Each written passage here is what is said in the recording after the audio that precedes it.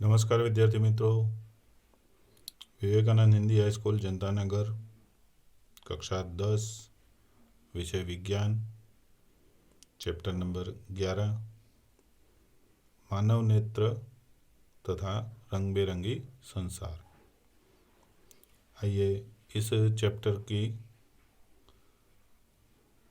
पूरी माहिती से अपडेट होते हैं। इस चैप्टर में सरकार के नियम के अनुसार जो वार्षिक अभ्यासक्रम 30% कम किया गया है उसको निकाल के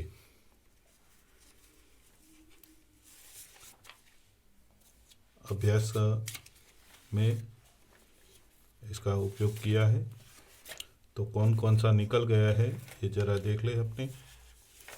तो यहाँ पे ये पहले मैंने PDF फाइल भेजी ही है, फिर भी एक बार अपने इसको चेक कर लेते हैं। तो मानव नेत्र और रंग बिरंगे संसार, इसमें ये जो लाल पेन से लिखे हैं वो सब निकल गया है। 11.1 निकल गया है, 11.2 निकल गया है और 11.6 के ये सभी निकल गया है। बचा क्या है? प्रिज्म से प्रकाश का अपवर्तन, कांच के प्रिज्म द्वारा श्वेत प्रकाश का विक्षेपण और वायुमंडलीय अपवर्तन। इतने पॉइंट अपने को इस चैप्टर में इस साल 2021 की बोर्ड की परीक्षा में पूछे जाएंगे। तो आइए शुरुआत करते हैं। पहला मुद्दा, प्रिज्म से प्रकाश का अपवर्तन। प्रिज्म तो देखा होगा आप लोगों ने, नहीं देखा होगा तो स्कूल चालू होगी तब आपको दिखाएंगे। प्रिज्म ये 2 त्रिभुजाकार तथा 3 आयताकार पार्श्व पृष्ठ होते हैं। प्रिज्म इस प्रकार का कुछ होता है, मैं आकृति बनाता हूँ। ये इसका एक त्रिभुजाकार भाग समकोण त्रिभुज बने इस प्रकार से होता है और इसके इस तरह से आयताकार का इस तरफ एक भाग होता है।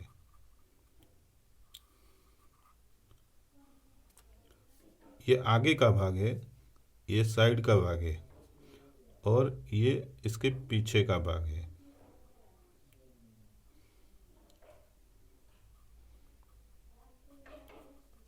तो ये आगे का त्रिभुज, ये पीछे का त्रिभुज। इसको खड़ा रखेंगे इसको यहाँ, तो इस तरह का त्रिभुज अपने को प्राप्त होगा। यहाँ पे ये दिख रहा है, एक आयत दिखता है। दूसरा ये जो नीचे का भाग है, ये वाला, ये नीचे का आधार, ये दूसरा आयत है और ये पीछे दिख रहा है, ये तीसरा आयत है। तो 3 आयत और 2 त्रिभुज होते हैं। तो 3 आयताकार पृष्ठ होते हैं और 2 त्रिभुजाकार आधार होते हैं। प्रिज्म कोण, तो प्रिज्म कोण किसे कहते हैं? प्रिज्म के 2 पार्श्व फलकों के बीच के कोण को प्रिज्म कोण कहते हैं। 2 पार्श्व फलक यानी एक आयत ये और इसके पीछे वाला दूसरा आयत, इन दोनों आयत जहाँ इकट्ठे होते हैं, ये इकट्ठे होते हैं, तो ये जो कोण बनता है यहाँ पे, तो इसको यहाँ आकृति में देखें तो ये कोण जो बनता है उसको प्रिज्म कोण कहते हैं। ये कोण, ये कोण, ये कोण, सभी कोण एक समान माप के होते हैं। विचलन कोण किसे कहते हैं? आपतित किरण, यानी ये आपतित किरण निर्गत किरण के, आपतित किरण, ये वक्रीभूत किरण और ये निर्गत किरण। आपतित किरण सीधा जाता है ऐसा कल्पना करें तो ये यहाँ से सीधा जाएगा, और ये निर्गमन किरण जो सीधा जाता है ऐसे कल्पना करें तो ये G बिंदु में का एक दूसरे को काटता है और ये D बिंदु बनता है, ये विचलन कोण कहते हैं। तो आपतित किरण एवं निर्गत किरण के बीच के कोण को विचलन कोण कहते हैं। यहाँ आकृति देखें। आकृति में पीई आपतित किरण है, पीई किरण ये किरण मार्ग बताया है, तो आपतित किरण है। ईएफ ये अपवर्तित किरण है, प्रिज्म के अंदर से पारित होने वाला किरण अपवर्तित किरण। एफ एस निर्गत किरण है। कोण ए प्रिज्म कोण है, आगे देखा आपने। कोण आई आपतन कोण है, ये जो आई कोण है वो आपतित किरण से बनने वाला आपतन कोण। आर अपवर्तन कोण है, ये जो आर बना है यहाँ कोण बना है वो अपवर्तन कोण है। ई ये बना है वो निर्गत कोण है, और डी है वो विचलन कोण है। तो उसको शब्दों में समझ ले एक बार। तो यहाँ पी आपतित किरण है, ई एफ अपवर्तित किरण है और एफ एस निर्गत किरण है। पृष्ठ ए बी पर प्रकाश की किरण वायु से कांच में प्रवेश करती है।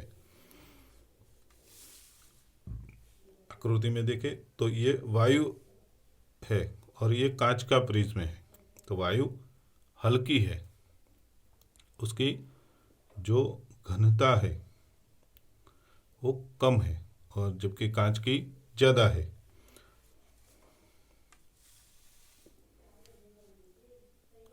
प्रवेश करती है, अतः ये अपवर्तन प्रवेश करती है, तब अपवर्तन के पश्चात प्रकाश की किरण अभिलंब की ओर मुड़ती है। तो यहाँ पे एन डैश अभिलंब बनाया है, ये जो सपाटी है उसके ऊपर लंब बनाया है। तो ये किरण ये लंब से नज़दीक आती है तो अभिलंब की ओर मुड़ती है। दूसरे पृष्ठ एसी पर, यहाँ एसी पृष्ठ पर प्रकाश की किरण कांच जैसे सघन माध्यम में से वायु जैसे हल्के माध्यम में प्रवेश करती है, तब ये अभिलंब से दूर जाती है। प्रिज्म के प्रत्येक अपवर्तक पृष्ठ पर आपतन कोण और अपवर्तन कोण की तुलना करें। तो आपतन कोण और अपवर्तन कोण समान होगा। प्रिज्म की विशेष आकृति के कारण निर्गत किरण आपतित किरण की दिशा से एक कोण बनाती है, जिसे हम विचलन कोण कहते हैं।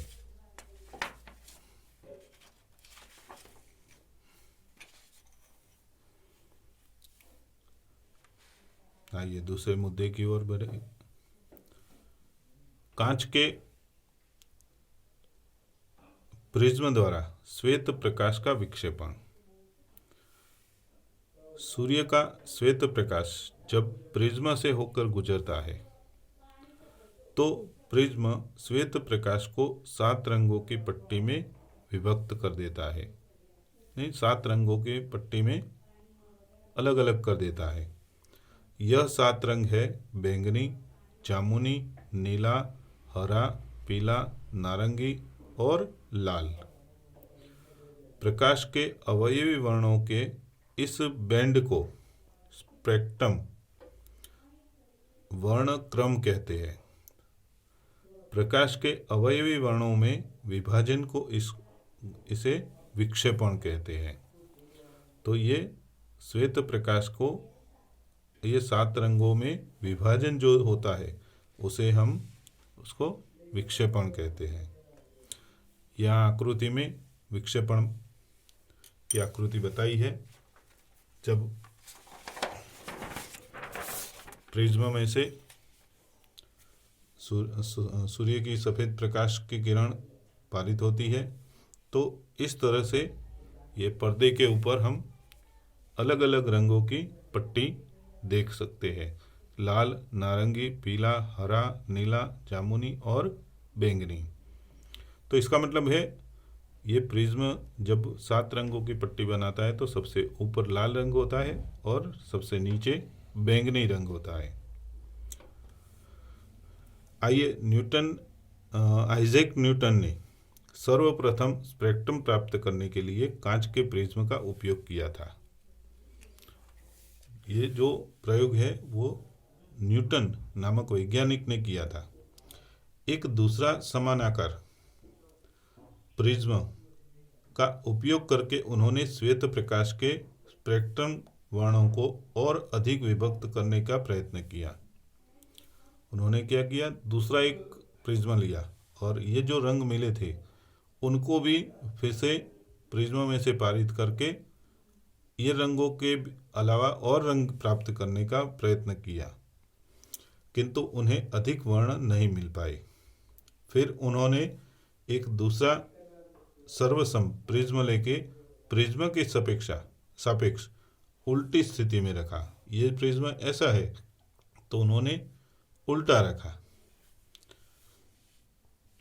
उन्होंने देखा कि दूसरे प्रिज्म से श्वेत प्रकाश का किरण पुंज जो होता है वो निर्गत हो रहा है, यानी ये जो सभी रंग मिलके दूसरी तरफ क्या हो रहा है, सफेद रंग बन रहा है। इससे न्यूटन ने ये निष्कर्ष निकाला कि सूर्य का प्रकाश 7 वर्णों से मिलकर बना हुआ है। तो यहाँ पे ये भाग हम पूर्ण करते हैं।